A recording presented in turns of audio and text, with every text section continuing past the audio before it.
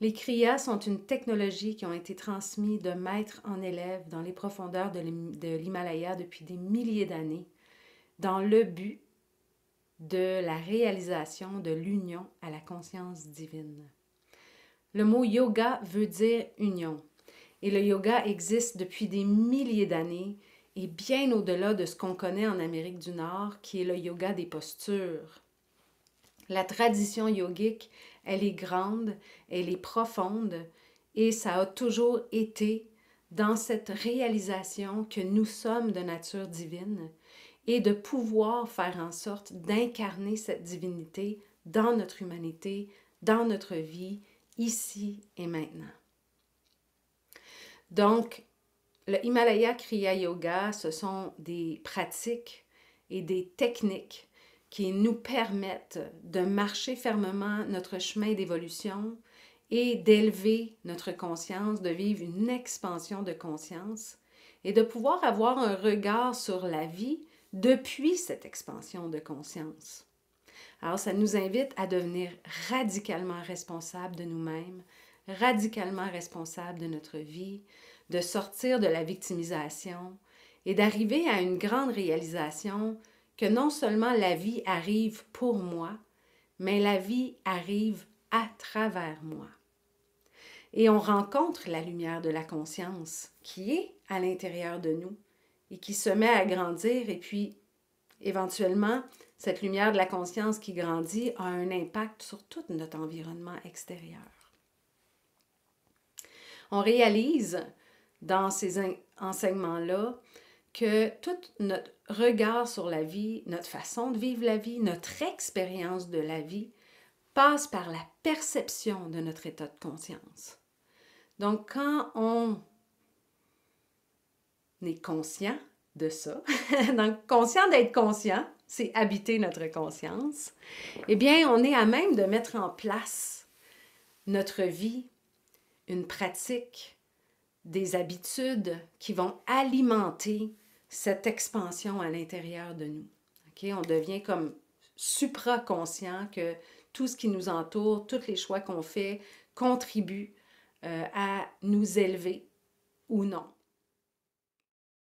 Dans les Yoga Sutras de Patanjali, dont Anand, mon Guruji de Sattva Academy, a écrit 2 livres, 2 interprétations des Yoga Sutras. Patanjali, je crois que c'est le premier ou le deuxième sutra, il faudrait que je vérifie, dit que le yoga se vit maintenant. Le yoga se réalise maintenant. Donc l'union, c'est toujours maintenant. C'est important de comprendre qu'on n'est pas sur un chemin qui va nous amener à l'union un jour, peut-être, si on fait bien les choses. C'est que cette union-là, elle est toujours ici et maintenant. Sauf que, des fois, je suis en contact et des fois, je ne le suis pas. Et c'est là tout le chemin du travail. C'est là le do the work. Qu'est-ce qui fait que je me sens déconnectée? Qu'est-ce qui fait que je ne me sens pas en union avec la vie, avec tout ce qui est, avec la nature? Qu'est-ce qui fait que mon cœur est fermé en ce moment plutôt que d'être grand ouvert par le miracle de la vie qui se passe et qui se vit à travers moi à chaque instant? Pourquoi il y a des moments où je me sens complètement connectée puis d'autres moments pas du tout? Il est là le travail. Parce qu'en fait, cette connexion est toujours présente, est toujours disponible. La lumière de la conscience brille en nous toujours.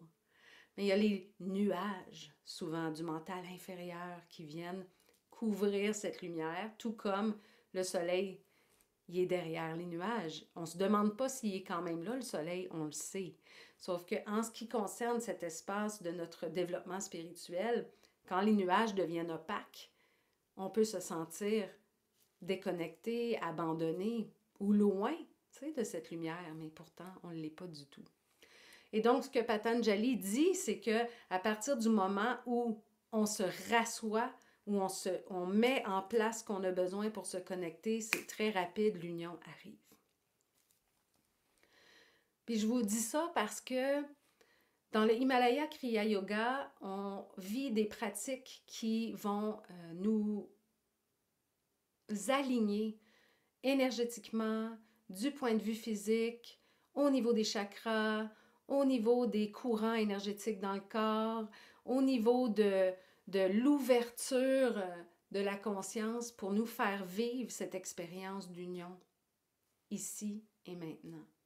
Il va nous mettre aussi en chemin de notre évolution personnelle et de notre capacité à nettoyer qu'est-ce qui a besoin d'être nettoyé pour qu'on puisse être de plus en plus dans cette connexion à chaque instant de notre vie.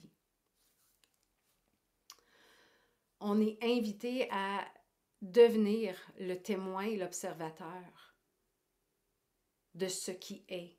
Et donc, d'être dans une capacité d'observer avec un détachement objectif la vie, les émotions, les pensées. Hein? Il y a tellement de pensées qui nous traversent. Combien de celles-là nous appartiennent vraiment?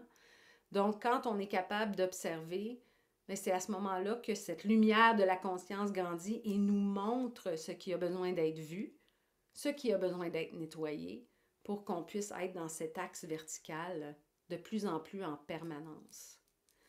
Mais c'est pas un but lointain. C'est ça que Patanjali nous dit, c'est que c'est toujours ici et maintenant. Alors, pour ma part, je partage que dans tout cet espace-là, ma pratique devient tellement importante parce qu'elle soutient et sous-tend toutes les activités de ma vie pour que je puisse les vivre de plus en plus dans cette connexion. J'ai un désir profond d'être dans cette connexion permanente parce que quand je suis dans cette union, dans cette connexion, tout fait sens, tout s'illumine. Je suis amour, compassion, patience, écoute. Je me vois grandir, je me vois être pleinement davantage qui je suis, je me vois me donner le droit d'être dans mon unicité, je me sens soutenue, guidée par la vie. Donc, il y a tellement de...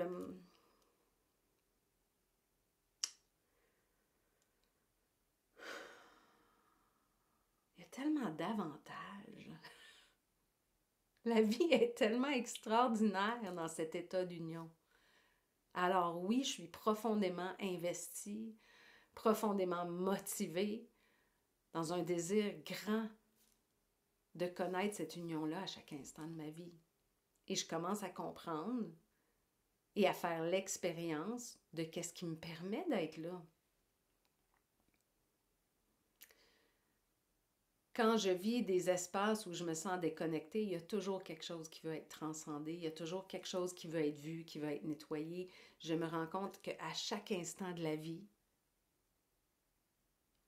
je reçois un enseignement. Il y a une relation vivante avec le divin en moi.